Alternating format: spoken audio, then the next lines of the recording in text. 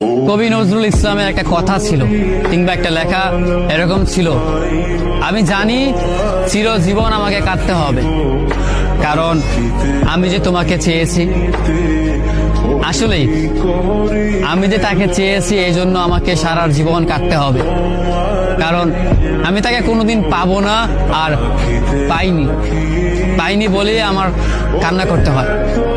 তাকে আমি প্রচন্ড ভালোবাসি বলেই আমার কান্নাটা আসে, তাকে আমি আমার করে পাইনি বলেই আমার কষ্টটা হয়।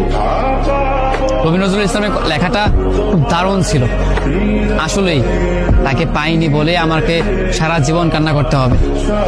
যদি সে আমার এই ভালোবাসাটা বুঝতো, আমার এই অসীম ভালোবাসাটা বুঝে আমাকে একটু বলতো যে আমি অন্যদের মতো কখনোই তোমাকে ছেড়ে যাব না, তাহলে বিশ্বাস করুন পৃথিবীতে হয়তো আমার চাইতে সুখী মানুষ আর কেউ হতে পারতো না।